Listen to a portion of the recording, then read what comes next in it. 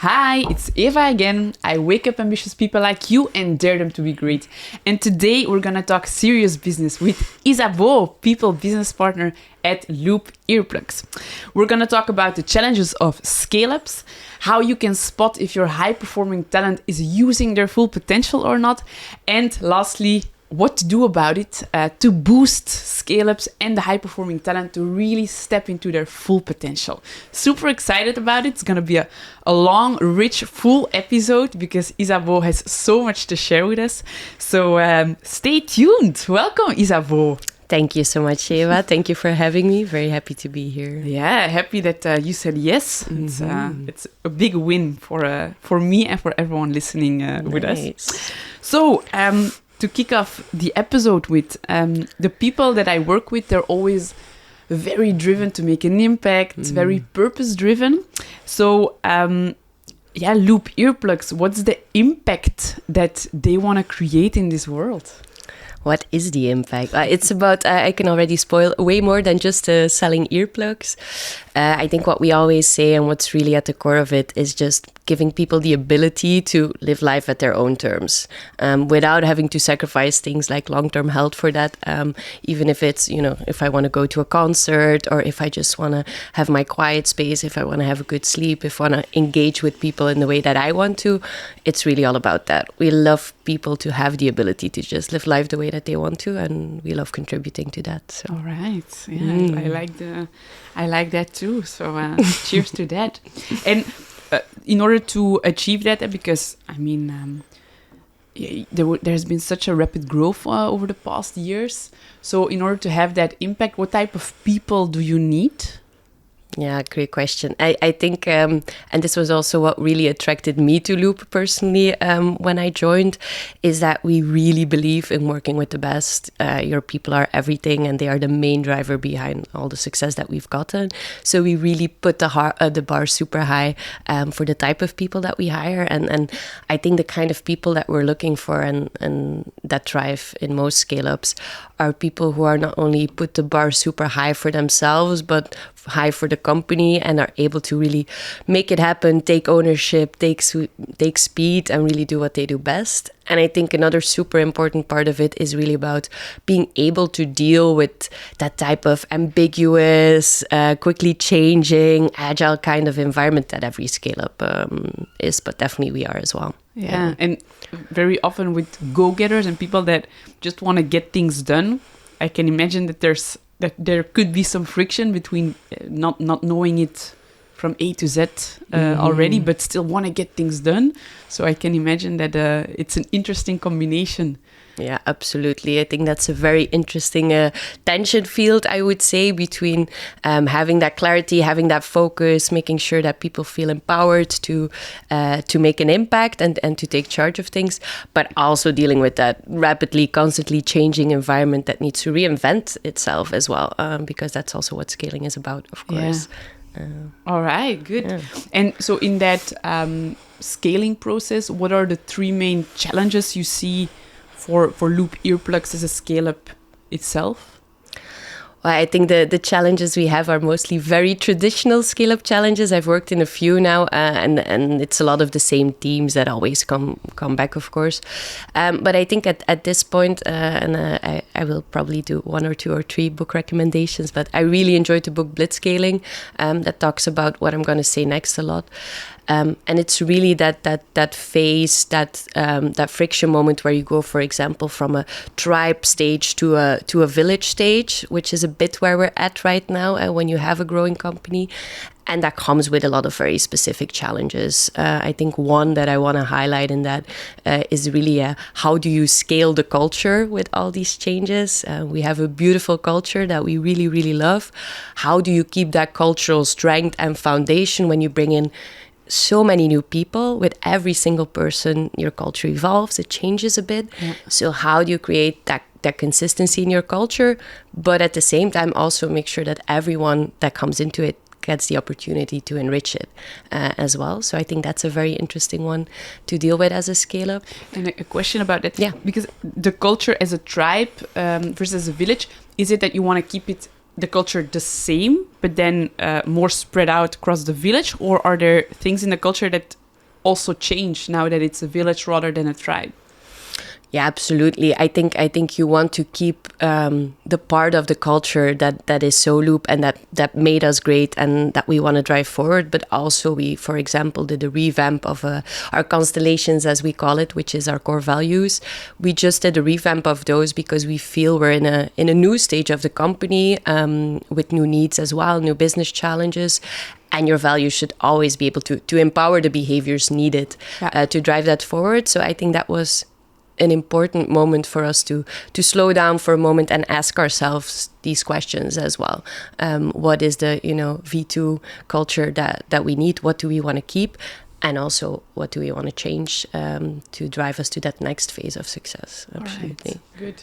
Yeah. Do you have an example of one thing that really changed and that you say this is now much more village-like than tribe-like? Absolutely, and I think it comes with one of the typical challenges that in blitzscaling they also highlight around these two phases and the changes between them. We have a constellation now, keep it simple. Yeah. It's still a very aspirational one. I think I can say that honestly, but an important one, because one of the things that you see in these phases and how we change as a company and in scale-ups in general is internal comms, for example. When you have 50 people in a team, then it's so easy to have all those, individual relationships as well, but to gather people for decision making, communication. But when you grow to 300, for example, then the system becomes way more complex. So this organic way of driving internal communication, for example, if you don't have a clear vision, clear strategy for it, if you don't take it into your hands, then what you see is just a wild growth of different channels, different sometimes things on email, things on Teams, but also, most importantly, communication that gets lost around the cascade between leadership layers. So this is really, I think, with Keep It Simple, we want to make sure that we remove any friction, remove any barriers, that we have clear communication in that. But that's a challenge, 100%. That we're trying to tackle. Mm-hmm. Because often people think keep it simple, so just do what feels simple, but keep it simple often has a lot of structures and strategy and thought of processes and patterns behind it. So keep it simple very often takes a lot of work to get there, whereas people just think no, we'll just do it and we'll go with the flow, but then you get that wild growth, as you call it. 100%. Yeah, that feels a bit counterintuitive sometimes, because I keep it simple, I associate that with speed as well, but sometimes you need to slow down to speed up, and you need to reevaluate what you have to then take that speed moving forward. 100%. All right, good. So you said internal communication, that's one of the main challenges, the fact that you go from a tribe to a village and the culture that's evolving with that. Is there other challenges that you really see of scale-ups that that are worth mentioning here, and that you say, this is really one thing to be aware of if you're going to go from startup to scale-up? Yes, I think there's two more that I want to highlight that I think are very typical, and I'm sure any scale-up professionals listening in will recognize these as well. I think one is is around clarity. I will just take clarity as a topic, and that has different aspects of it. I think one is focus. Yeah. There is always 1,000 fires burning, so many things to be done, so many cool things to get our hands into, so many opportunities. So the challenge of focusing there where we make the highest impact and keeping that speed, while also, when you have a team full of super smart, super driven, super passionate people who just want to get into it, that comes with a challenge as well, to keep that focus both individually and on a company level. And I think with that comes also a super important one around roles and responsibilities, which is just something that's constantly evolving and changing in a scale-up. What your role was a year ago is not what your role is today. And the more people you bring in, the higher the complexity of getting that clear between you and me, between certain teams. So for me, that goes very much hand in hand, and it's a lot has to do with clarity. Okay. Yeah.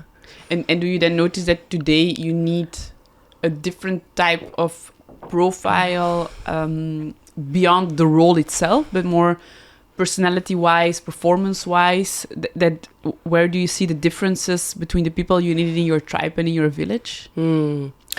Yes, 100%. And this is again one that's discussed quite in depthly in blitzscaling as well. Is this tension field between the need for generalists and specialists, which is definitely also something that we experience at a certain point with the business goals. You have the challenges you see. A certain level of specialism is required, a certain type of specialist experience. But then on the other hand, when we looked at a year and a half ago or 2 years ago, then you have a way higher need for generalists who can switch between roles and take a lot of different roles in the organization based on what is needed, and everything is way more fluid, I would say.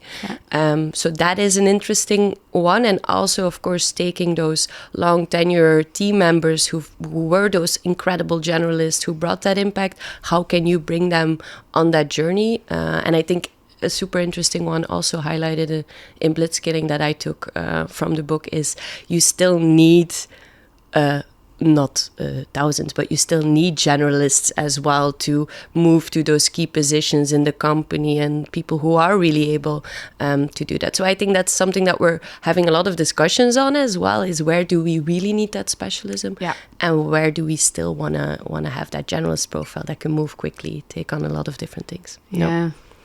What I often notice with generalist profiles that are a really high performer and that people really look up to in companies is that they're very often are triggered by newness, like this and actually the new things that are very challenging and that are urgent and that need to be solved right now, that they are very often put on these positions. However, I can imagine if you're a company full of these high-performance profiles, that everyone wants that newness, and that sometimes it's more difficult to then get people also just on the projects that need focus and that have less urgent newness. How do you deal with that?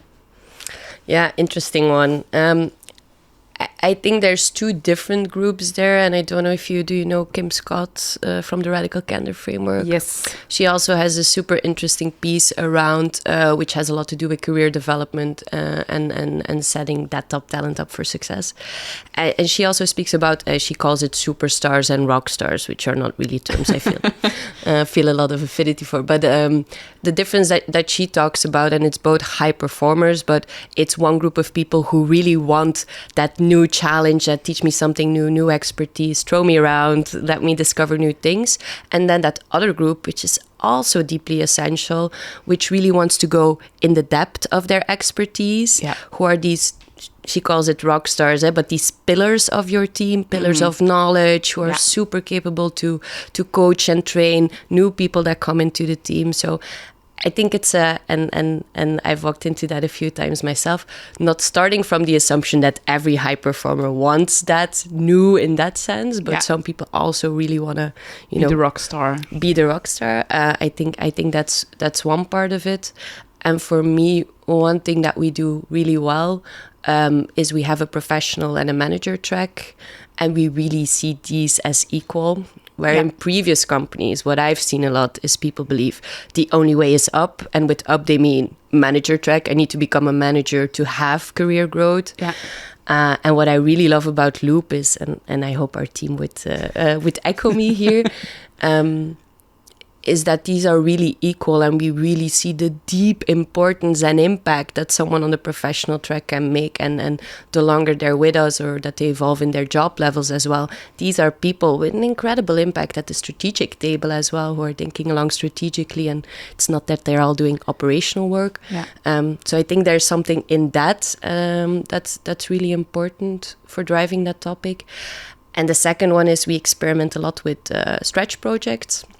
And something new we're trying out now, which is a good one. Which is more around the transferable skills that someone have. I'm thinking about a certain person right now who's just incredible high performer, super intelligent, super skilled. And this person has transferable skills that we can really use on certain challenges in other parts of the organization. So thinking more creatively on that, on the skill level, instead of just the hard expertise, is, I think, also part of that answer. That's good. Yeah, and I can imagine that you engage that person also, or these people that are on stretch projects much more, because they get a deeper and a more overview of the company. If you can work in different areas of the company, it just enriches you as a person, but also the company, because it's very absolutely cross silo or cross department. All right, good. So a lot of other challenges you want to mention about scale-ups? But there are many more. But I think we covered some of the most interesting ones for sure. Yeah. All right, good. And so and this is more on an organizational level. What do you notice then on a personal level, and with these high-performing profiles? What are their common struggles that you've noticed along the years? Because most of the struggles, they come straight to you, right at your doormat. So what are they? What evolution have you seen in them? Enlighten us. Yes, I have the pleasure and privilege of having many of these conversations. There are definitely some themes that pop up. I think the first one that is so typical for this community and this team of super high performing ambitious people is this topic around imposter syndrome. Yes, which is really a term that's used quite often in conversations with me. And to give some clarity there for people listening, it's really about people are gonna find out that I'm actually incompetent at my job, and I'm just waiting to be found out by someone. People are telling me I'm doing a great job, but they don't know, or they're lying to me. This is really one that comes back quite often, and every single time I say the same thing, and I say I'm gonna tell you something, the amount of people in this company that bring this up with me is very high, and a lot of those people are people you would never think of for a second that are struggling with this. And then you see those eyes always going big, like, really? Yes, really. So I think it's really a theme that we have that comes with the type of person that puts that bar so incredibly high, but also very specific to us as a company. I think being surrounded by so many incredibly talented, smart people, it's also that constant mirror of, am I keeping up? Am I good enough? Yeah. And it's very paradoxical, because very often the better people become, or the better they are, the more they start doubting themselves. And my theory on that is that the more you know, the more that you don't know. So it's by becoming more knowledgeable and skilled, you also see the door to what's actually all there, what's all possible, what's all still to learn becomes so much clearer and clearer the more that you know. So it's strange. The better people are, sometimes the more they start thinking that. So it's interesting. 100%. So that's something that you recognize within the context. Definitely, and I agree with your theory as well. And I think the risk with that is, this is something I've also experienced personally, is it can stop you from taking opportunities or saying yes to things, or feeling capable enough to take a challenge that comes on your path because you think, I'm not the right person, I don't know enough. Ask me again in 5 years. So I think there's a danger in that, and I do see that as a team, and for me it goes hand in hand with what we always talk about, and the term I really love is this conscious incompetence, which is just know what you don't know and embrace the fact that in this type of company, in a scale, and then I really mean in scale-ups, our roles change so rapidly, constantly, that if we don't scale up, we scale out. It's the same for everyone. So embracing that a bit more, that learning journey and the opportunity to just keep on developing yourself and know everyone else is going through the same thing. I think that's an important part of it. Yeah. Is that from another book, The Conscious Incompetence, or where did you get that? It's, I have no idea, top of mind, what the framework is called. I want to say cool, but I don't think that's right. It's a framework that goes through the different stages of development and learning, which come from unconscious incompetence, conscious incompetence, and so on and so on. All right. But I will have to send you the name afterwards. All right, very good. And we'll add it to the show notes for everyone who's listening. Okay, very often when people in coaching come to me with an issue that they have or that they want to overcome, one of the first things that we look at is, okay, but what are actually the benefits of you doing what you don't want to do anymore? Because not using your full potential, self-sabotage, it's a pains versus gains power play. So what are the the gains of imposter syndrome. Like, what do people actually get out of it? Why is it helping them? Interesting one. Super curious to hear your perspective on this one as well. But I think, and again, now speaking more from my personal experience, it also keeps you sharp. It gives you an edge. It's the thing that keeps driving you to learn more, do more, challenge yourself, and say, I could be more competent, and I need to take the steps to become more competent, because otherwise I'm going to be found out. I think a big part of it isn't there if then you want to look for gains. Yeah, indeed. That's also one of the big ones. And together with that, the always wanting to improve, having this imposter syndrome or doing it as a strategy, because it's not something you are, it's something you do. Subconsciously, it's like the strategy you believe is going to help you move forward.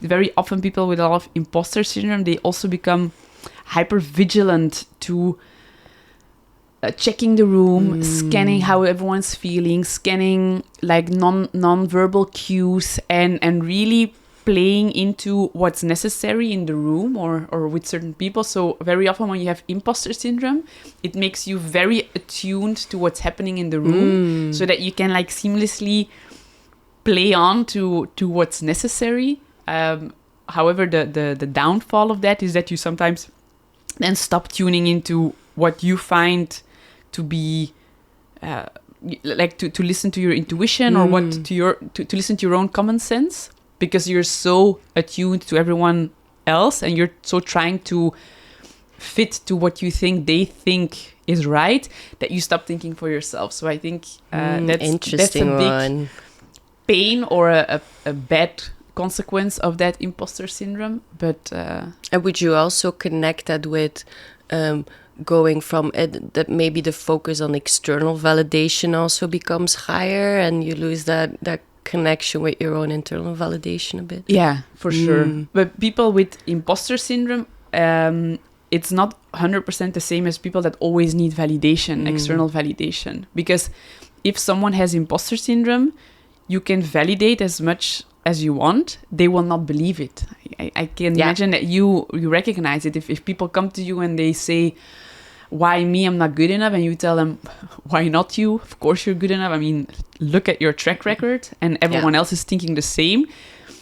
They still don't really believe it. They need to start believing it themselves. So there's a different step to be taken, and it's the step they have to do themselves. Whereas people that always need external validation, very often if they get that external validation, they can continue. I mean, like a hit. Yeah, it's their dopamine hit. The dopamine hit, we talked about dopamine on our way here. But so it's slightly different, though. The need for validation, it's an easier one, though.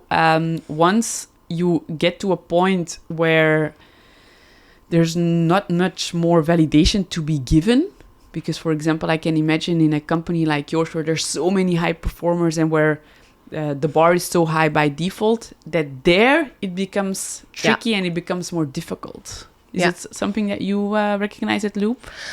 Definitely. I think the bar is very, very high, and you have such an, again, incredible group of high performers and talented, smart people, that I think the difference between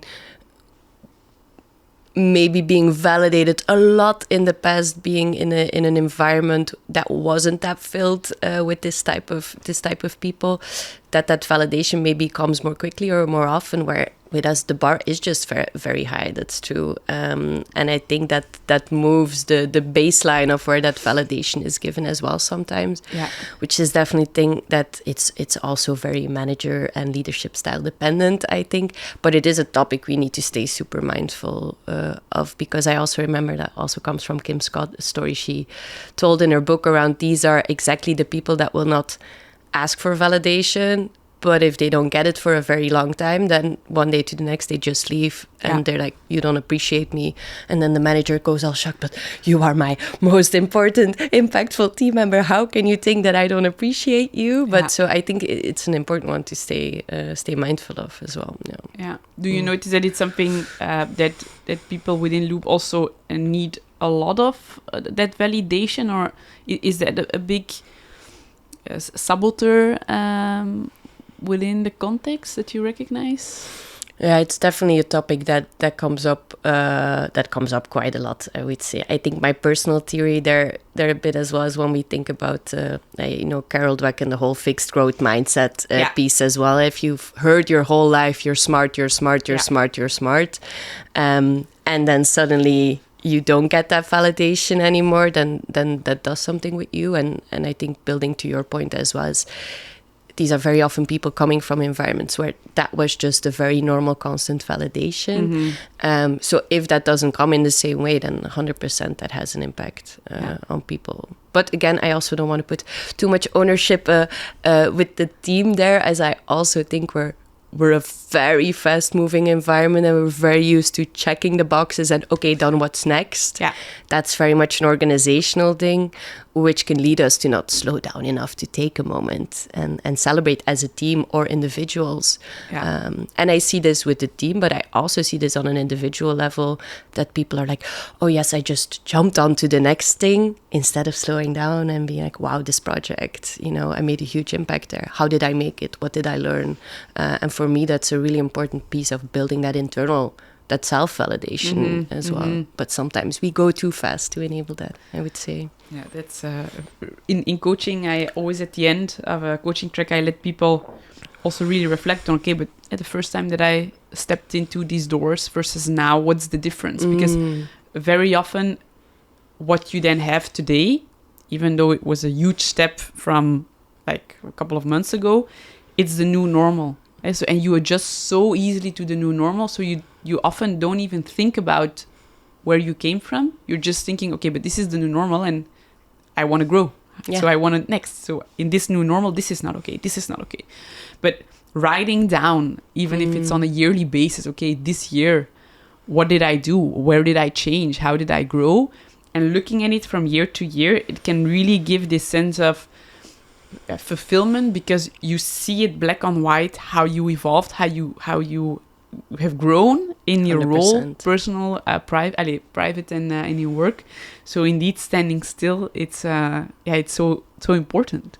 100%. It also reminds me of, I think, another topic that's typical scale-up is the non-traditional career paths. You don't have the step ladder. If you're here for 1 year, then you will do this. And if you're here for 2 years, then you will do this. That's not how it works in scale-ups.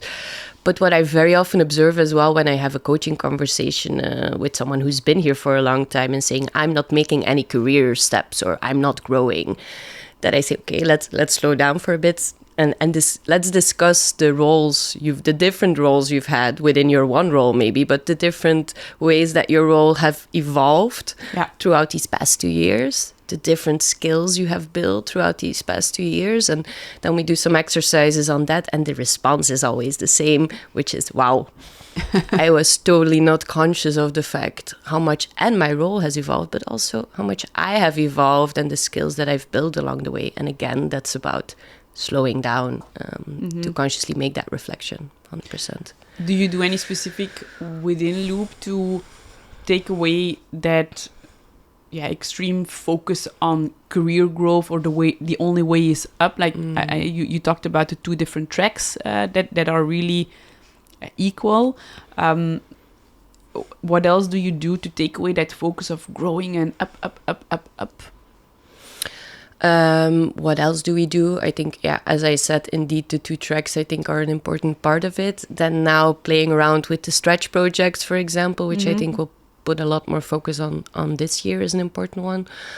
We also have a learning budget that people can use to their own ownership, which I think gives a lot of agency as well on what are skills that you think will be relevant for you to have in a year's time. How can you upskill yourself, and giving a lot of ownership in what exactly it is they want to upskill in. I think that's also really part of it. Yeah, and to make a note on that, I think it's quite royal budget, so it's not just a small budget with which you can't do anything. No. So I think that's quite amazing what a royal budget you give to people to then trust them to do with it what they need to grow. Yeah. agree. And I also think it's not just, it's definitely for the people, but it's also an essential investment for us as an organization. Yes. Because if you spend the amount of time, and we spend a lot of it, the amount of time we spend on finding these people, like our recruitment process, it's quite long, and it has a very high bar because we want to find the best possible people. Then you have every interest as an organization in investing in taking that incredible talent along for the journey and upskilling them so they can, grow with Loop as well. So I think, yes, 100% towards these high performers, these ambitious people who want to build their skills. It's a nice investment, but also as an organization, I believe it to be essential for our success. Yeah, their growth, your growth. 100%. Yeah. Okay, good. All right. So you have these challenges of the scale-ups. You have challenges of these high performer.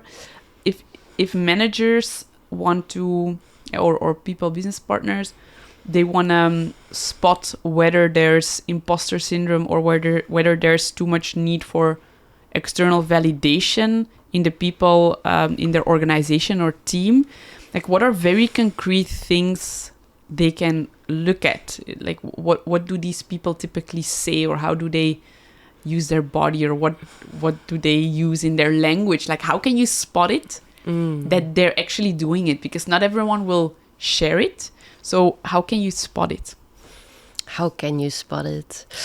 There are a few things that come to mind. I think I'm gonna share a weird one, but actually I really see it as an important indicator.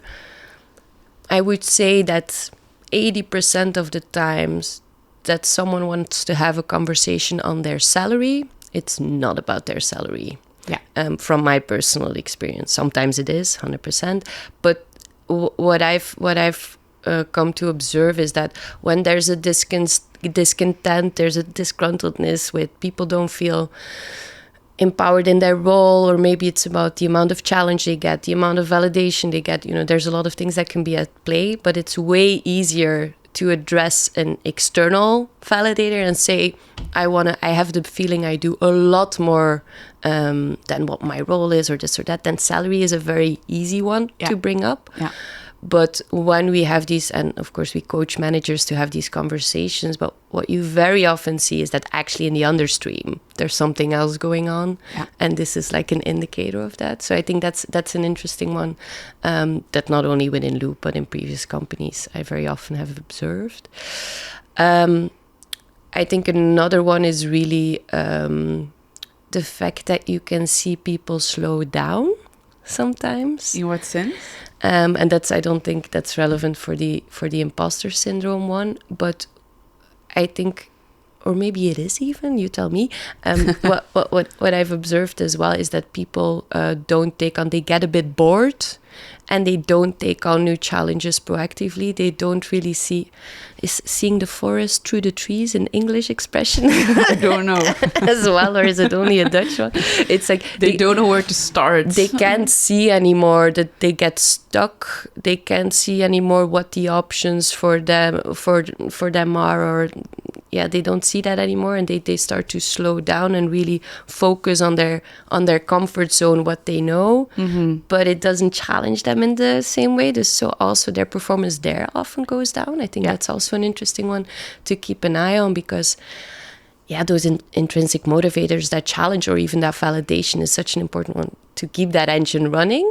So I think that's also one I've really observed, I would say. And how do you notice someone is slowing down? How do you notice that someone is slowing down?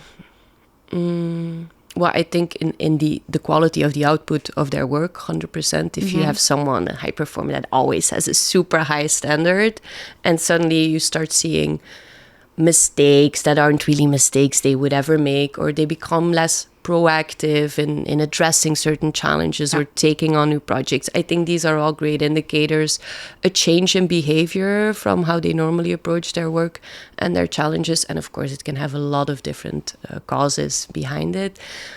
But when I hear stories like that from managers, I always tell them to slow down. Like, what you're telling me now, it's out of the ordinary. It's weird for this person. So I definitely recommend them to explore further. Yeah. And some of these topics, I think, are things that come up then or that are at play.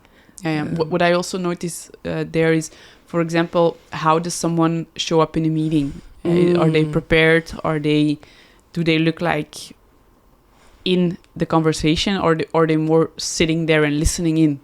So the energy or the posture, is it more eager, committed, or is it more passive, laid back? That also very often indicates, okay, but how are you in general in the project or in your work?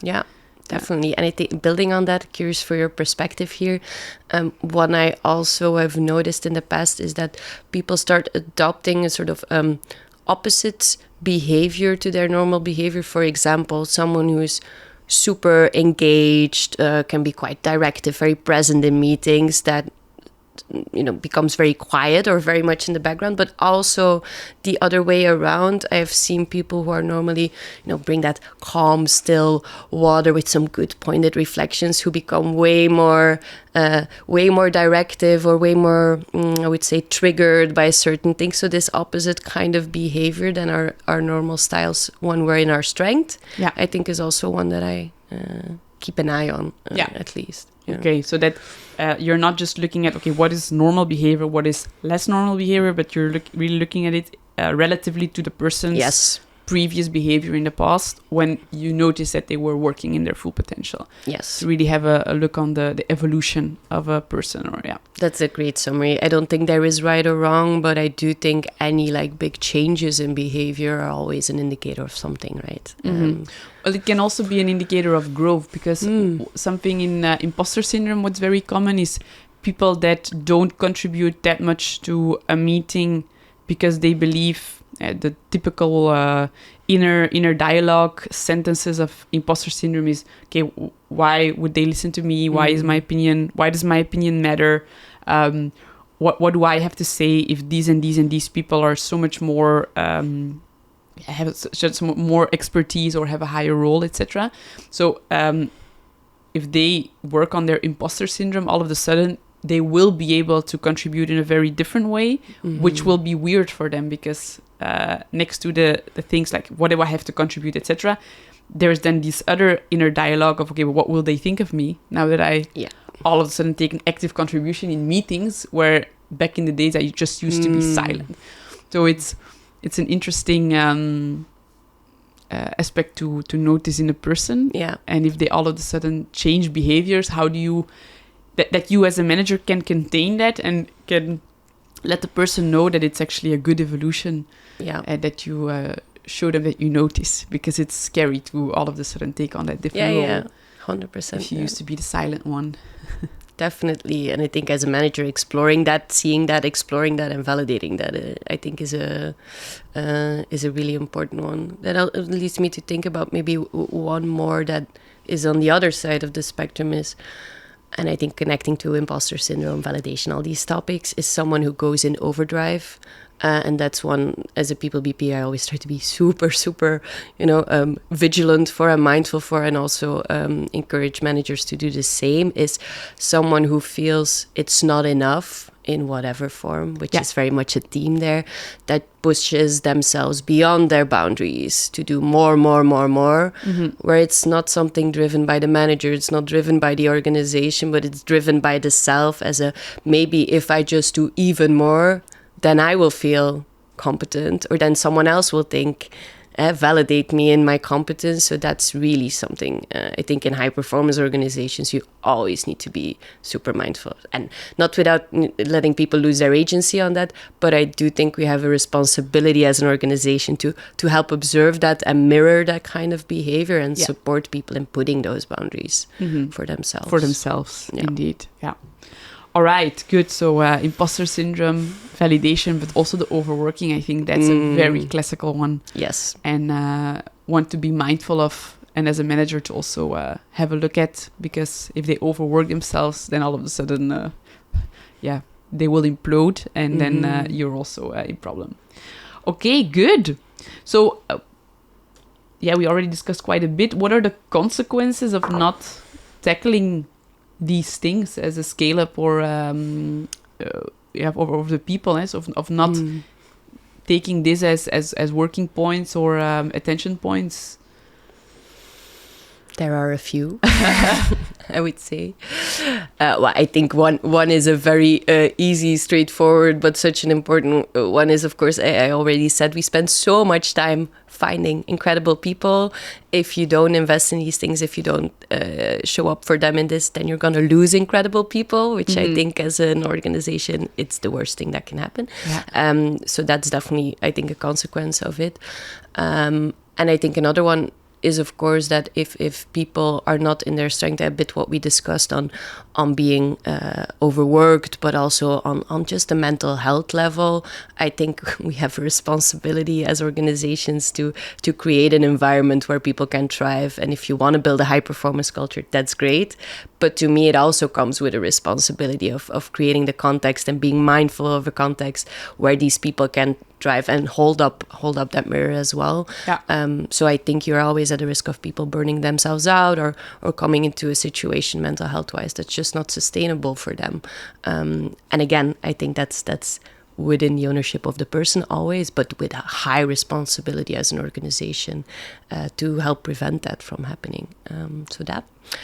And I think an interesting one, maybe, I wouldn't say it's a challenge that we have within Loop, but it's something that I've seen happen on an individual case basis, is that if someone feels, if this high performer, hyperachiever feels it's not enough, they can get into a tunnel of, let's call it individualism. Yeah. Here, I get a bit in a tunnel of this full focus on their own work, their own impact, which to me, I very much believe in high-performing teams over high-performing individuals. Yeah. And this can really be a blocker in that. When everyone goes into their own little tunnel and not building on each other's strengths towards each other goal as a team. Yeah, I don't have to explain to you what the impact of that is, but I don't think that's something that consciously happens from bad intent. But again, I think it's something important to mirror and to see this person is really going into their own tunnel and not playing for the team anymore in the same way. It's a survival strategy. Yeah. That all of a sudden people think, I need to survive here. I need to make people see me. I need to make sure that I'm important enough. That in all of a sudden everything else disappears and they just go for me. It's, you notice it as well if people use the word I all the time in sentences and talk about I and me, whereas things were being done as a group. So have you encountered that within Loop, that there was a person that was very high achieving and very performant as an individual, but wasn't necessarily fostering the group performance? And how did you deal with it if you had it? Yes, definitely. We've had some cases like that. What I really love about Loop and working with these type of people is that very often, from my experience, they are open for that mirror and that lens, and the piece of work is not necessarily in getting people to uncover that blind spot or stepping into that, but then it's more in how do you create different behaviors. Yeah. And what I see very often is people have perhaps learned different strategies in different organizations where this team mindset wasn't what drove their success or the perception of their success, but focusing on themselves, their own impact, and getting in that tunnel was exactly the thing that was praised and validated in the past, and then you take that straight into your new organization. So that's definitely one that I've worked with a few people on, and I think another successfully then that they saw the different perspective and that helped them to all of a sudden be more team driven. Or I would say so successfully, but I think there are some other people you should ask. But yes, I definitely think that I've seen a few people who have adopted new behaviors in that and adopted a new mindset, and also see the impact of that change. And I think then there have been some other cases of people who get into that tunnel, who believe in the importance of team, but feel it's, as you say, beautifully put, a survival strategy. I need to focus on myself now. And yeah, if I'm not gonna be appreciated for it, then I'm not gonna take on extra challenges. People don't see it, or I'm not seen in all the things I do for the team. So it's more from a protective stance of I'm just gonna focus on my own thing, my own impact. So then it's very often on working with the manager on where is that disconnect happening between your expectations, what they feel they deliver, and it's way more on that piece. And having it super clear what success looks like and what they are assessed on as well. Yeah, clarity around what success looks like. If that is discussed more often and more thoroughly, then I think a lot of problems would be solved, because indeed everyone has their own vision of what does it mean to be successful, what does it mean to do a good job, and it's all informed from even how as a kid you were praised, or what you saw there was successful and what was good and what was less good. So I think implicitly everyone just has a different view of what success is and subconsciously works from that. So if you can discuss it and really put it on the table and create clarity around it, it would resolve so much frustration and unnecessary overwork on things that actually don't matter that much. So I like that. And we all know this, right? It's not a big secret. I think most people working in scale-ups, working or from people or founder roles or working in the team, we all know this. But still, I think so many people listening will be like, yes, we also need to improve in that. Because it asks, again, to our previous team to slow down, to then speed up, to take that moment of alignment, to not assume alignment, which in the speed of things is also something that happens a lot, right? We assume we're aligned. So just taking that time, slowing down to do this, so important. But I think it often gets lost in the bullet train. And that we're on in some scale-ups. Things aren't that bad, but some things will then cause small explosions. And if something explodes, then people make time for it. So things happen at their own pace. Yeah, beautifully put.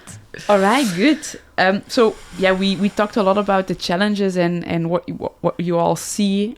So a lot of people probably ask themselves, okay, but how do we then deal with it? Like, what should we do? What can we improve? So what are 3 concrete tips you would have to scale-ups or these individuals, or to both, to deal with some of the things you discussed, because you discussed a lot? Yeah. What are my top tips? I think maybe on number 1, just because I personally have seen and felt the impact of reiterating that message in our team, is embrace that conscious incompetence. Yeah. And it means a lot of different things to me for being person in the team or person driving a scaling organization. Is for the person in the team, it's embrace that there's gonna be a point, if you don't actively invest in it, it's scale up or scale out. That's the same for all of us. And just embrace when you're working in a scale up, know your role will change, know your role will evolve. The business needs in a year and a half will not be the same as today. Embrace that and become really, really good at knowing what you don't know and anticipating the skills you're going to need, the knowledge you're going to need in half a year. That's really when I look at people who have been with us for such a long time in the meantime, and who continue to grow and evolve with the organization.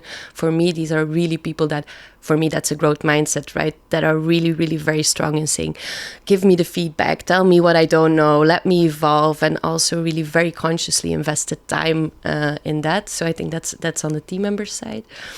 And then on the people or founder side, I would say also embrace conscious incompetence in the fact that know that your people will skill up or skill out. Yeah. It's the other side of it. Prepare for that. And that means to me creating the space for learning, for upskilling also. And this is I think a big challenge in that, making it super clear towards the organization that when they are investing in their growth, they are investing in the company's growth. Yeah. It's not something you are doing for them, but they're also doing for you. And I think that in the super busy, very high workload kind of scale-up environment is such an important thing to give that mandate and to explain that why behind that constant upskilling as well. You know. A question related to that, how much do you steer or create rules around then how they invest in their own growth? If you, for example, give that budget, how much do you control it? Because I can imagine that some people then think, yeah, we have to control it. So how do you deal with that? I'm very much of the less rules is better school. So we don't have a lot. I think the context and the frame that we give is we also have our performance review cycles, 360 review cycles, which as a follow-up also have people defining growth areas. So making it super concrete together with the manager, which can be manager-driven, as in this is a skill I feel you need to develop to be successful in your role, but also very often driven by the team member. This is something I want to develop because I want to move to a different expertise, or this is my ambition. So it's really the balance that comes out of those conversations. And then we leave it within their ownership, and we just say, if you want to do a course of flower arrangements or something, then maybe that's not very relevant to the. Well, even then, I would be very open to someone in design telling me, but it's very important for me to step outside of my creative space and do something new. I would easily be sold on that.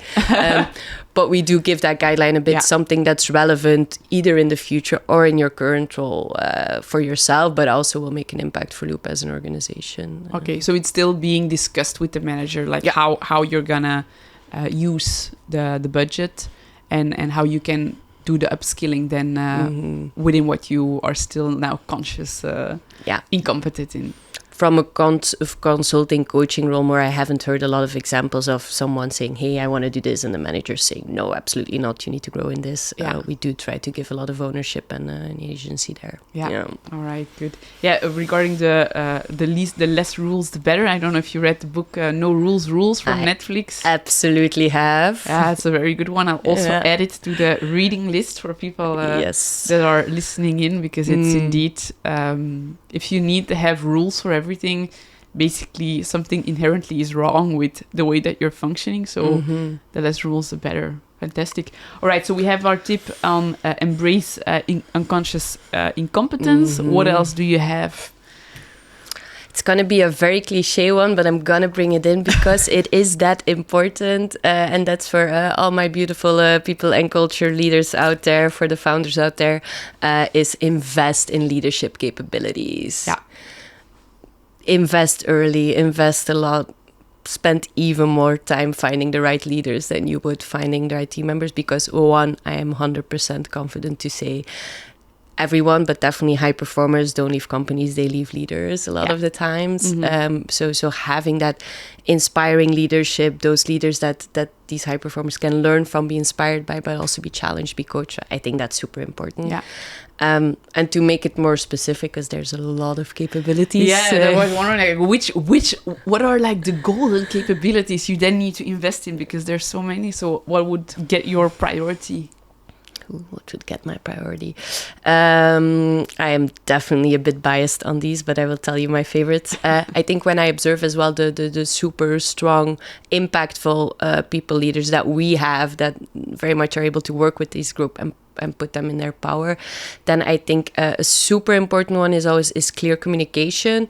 It's a very traditional one, but with the caveat, I think, is that in a scale-up, these are super fast-moving, fast-changing environments. So this communication skill becomes important on a whole different level, because there is, so much changes in there as well.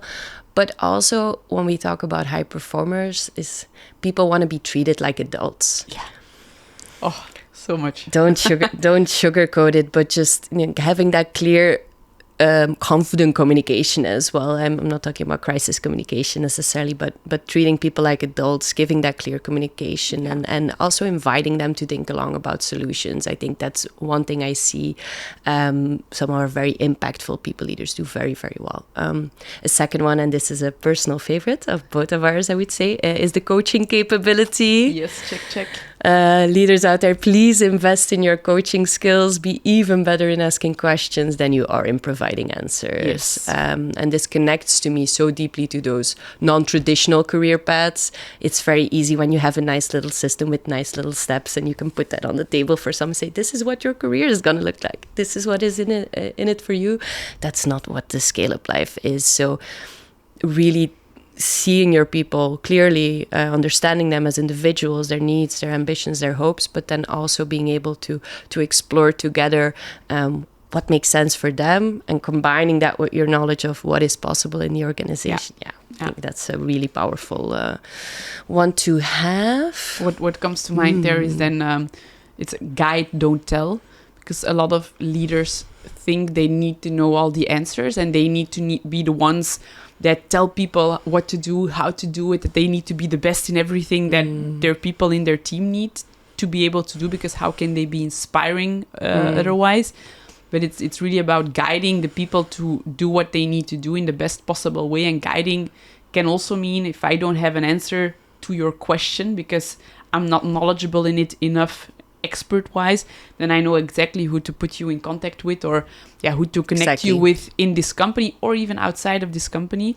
But it's really guiding people to get the things done that they need to do, rather than telling them all the answers, because otherwise your work as a leader just is never ever done, and you become so ineffective because you're always with your head in other people's problems and facilitating answers to things that actually are not your core problem to fix.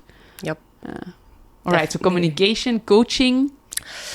Yeah, and lastly, I think, I don't know how I would summarize it in one word, but I'm going to call it let the experts expert.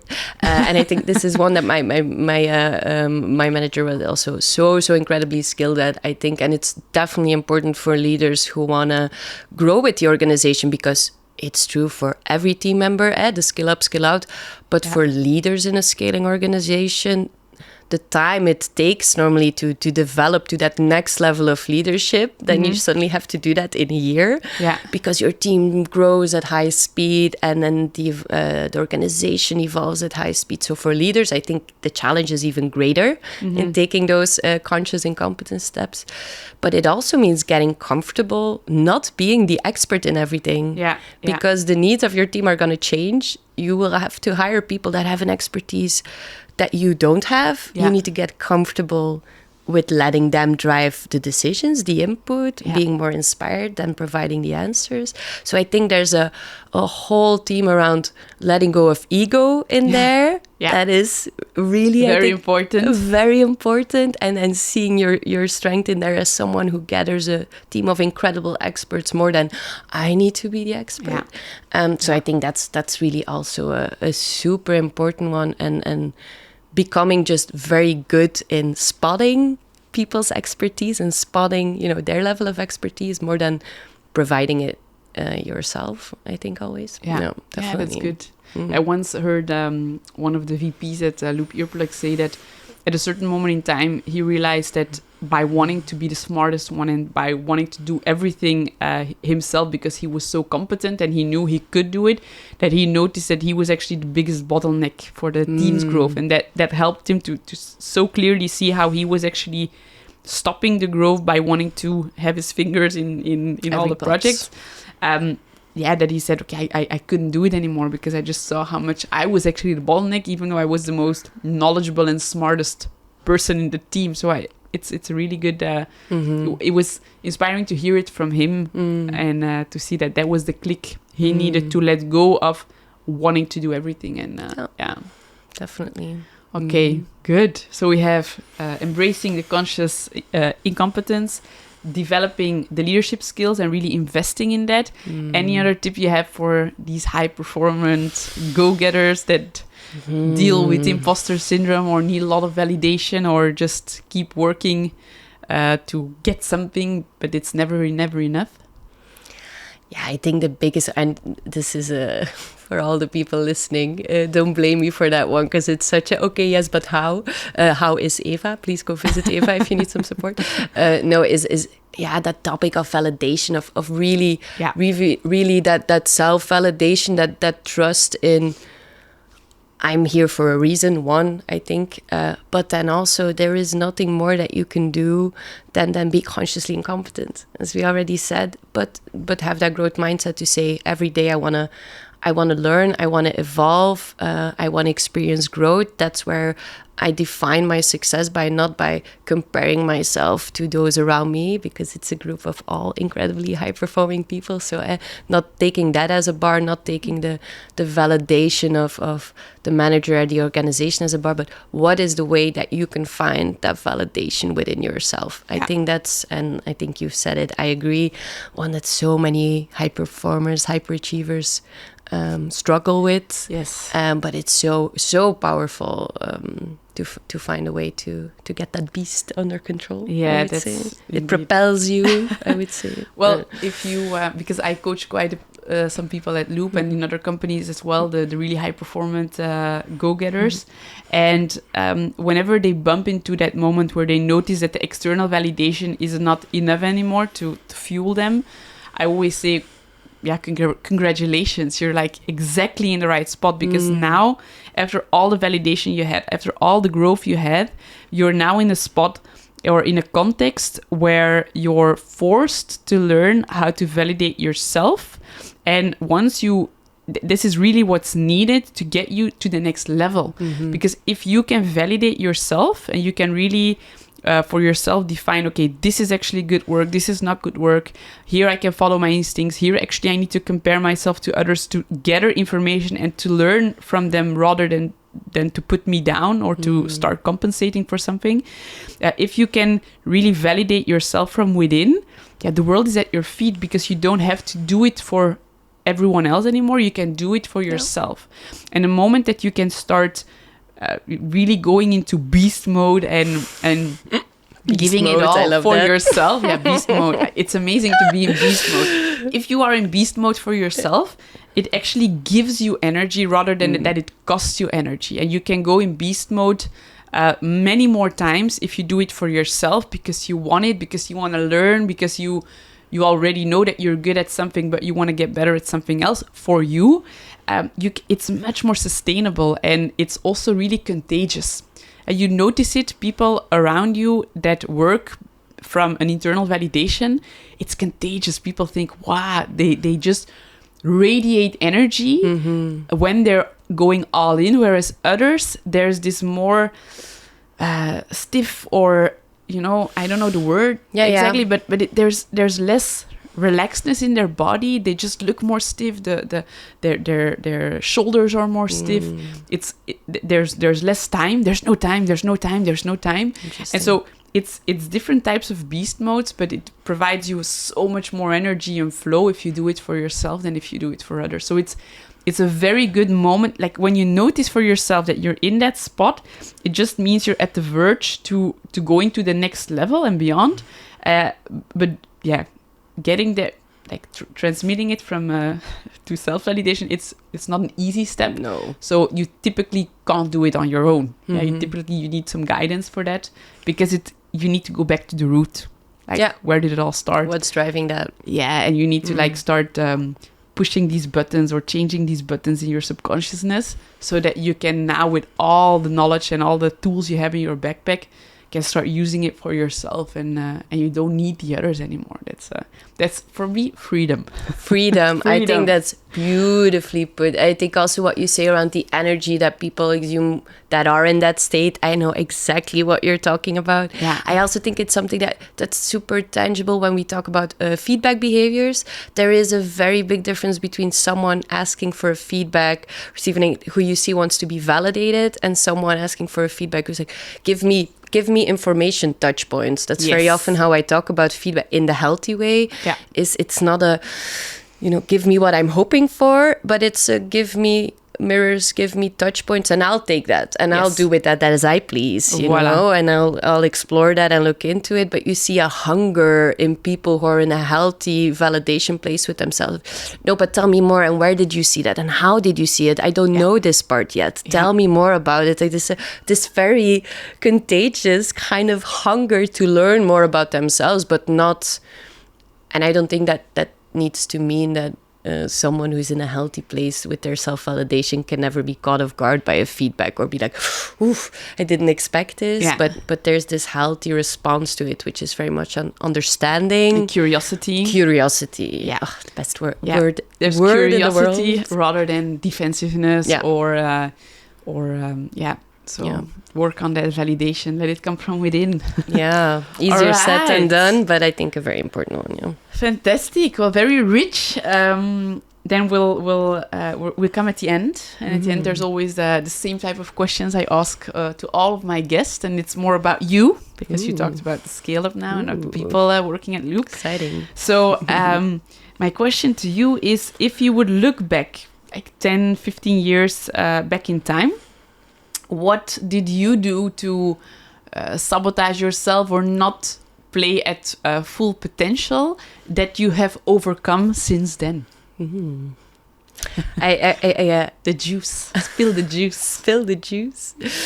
There's a topic that I would love to share on that, which is for me the biggest one, where the final piece on the puzzle, very dramatic storytelling, happened on a mountain in Peru. But there's always been a saboteur in me, which to me I've taken a lot of steps in, which touches on imposter syndrome, definitely, but also touches on I think when we talked about the whole growth fixed mindset thing, I'm also someone who was, when I was younger, validated a lot on for example, intelligence or things like that. Not things that you have control over, but things you're talented, these things that, are just part of you, and you should be... they drive a lot of your self-value then, because this is defining for me and this is what people validate me on. Yeah. Which I noticed later in life, where I was super brave when I was a little girl. Like later in life, I had the tendency to stay with what I was comfortable with. Yeah. Not I'm words and I'm people. That's what I'm good at. That's what I stay with. That's my comfort zone. To not lose those labels for myself of being talented or being intelligent. Yeah. And what I noticed, and I think a very specific one and a very funny one, I think, is sports. My relationship with sports was never something I did. I love creative things and I love reading. But sports, exercise, these were not really activities that I had a lot of affinity with, because or that you were praised upon. You were never really praised upon it. Yeah. Yeah, and the voice in your mind is, I'm not good at that. Yeah. So I don't do it. Okay. I will fail at that. I will be clumsy. I will be bad at it. Not consciously, but subconsciously. That was such a theme.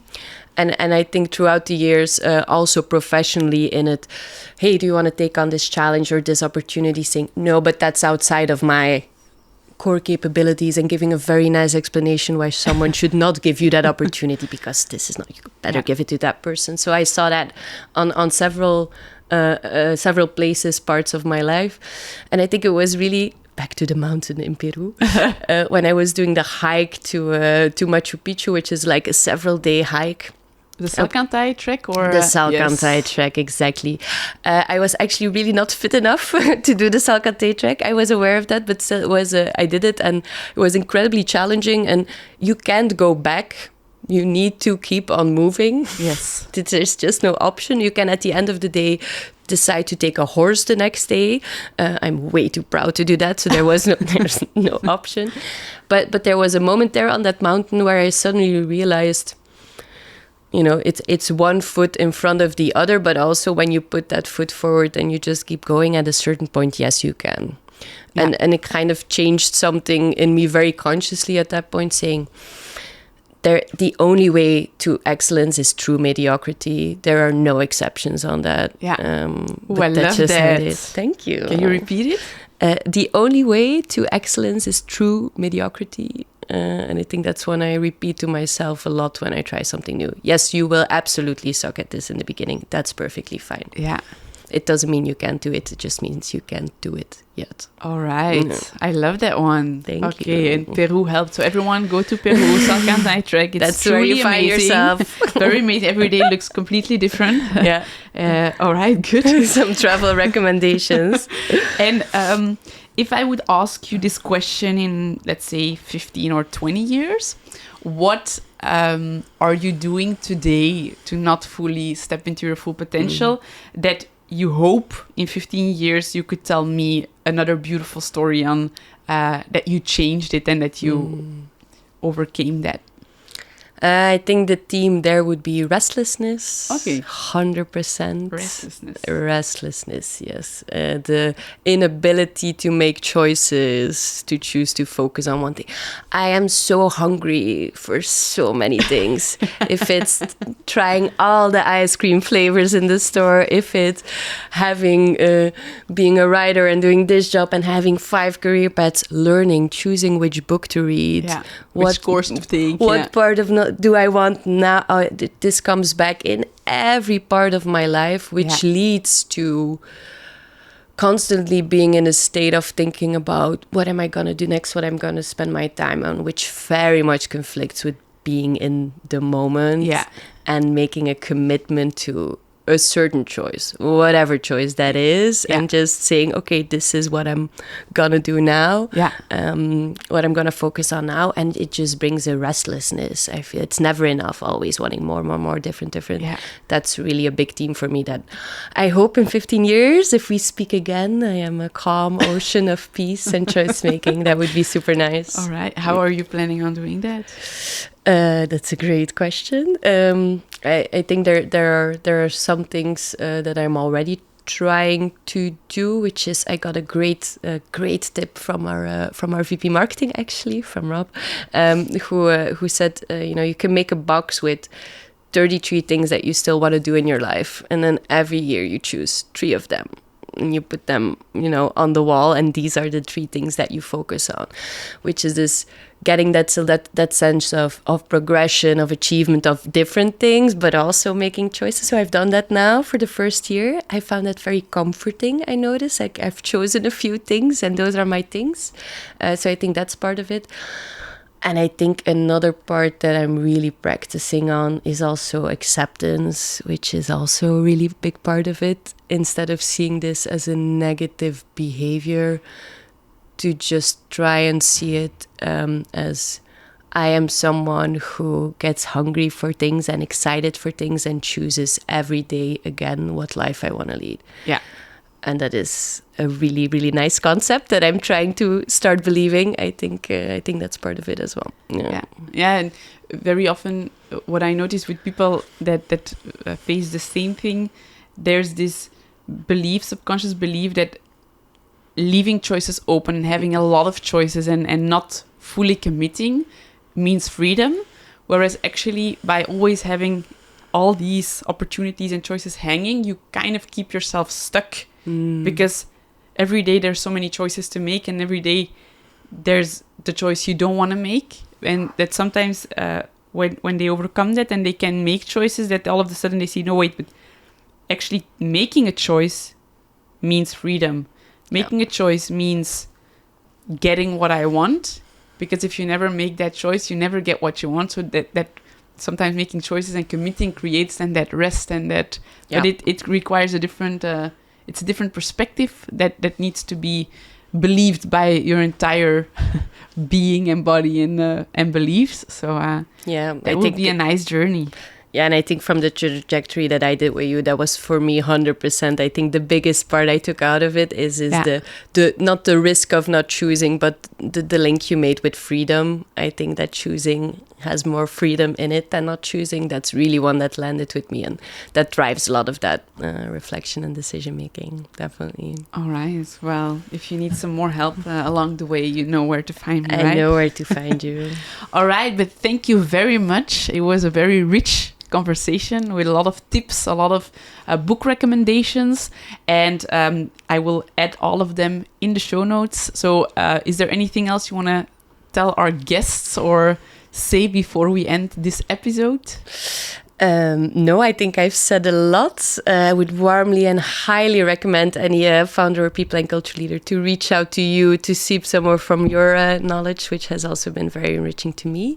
And no, apart from that, thank you so much for having me. And, yes, my pleasure. Yeah. And to all the listeners out there, if you learned something new, if you think things were said that other founders or high potentials or people going through startups or scale-ups might be benefit from that, share this episode with them, and together we create a world where everyone dares to be great. I'll see you next time, and in the meantime, ciao!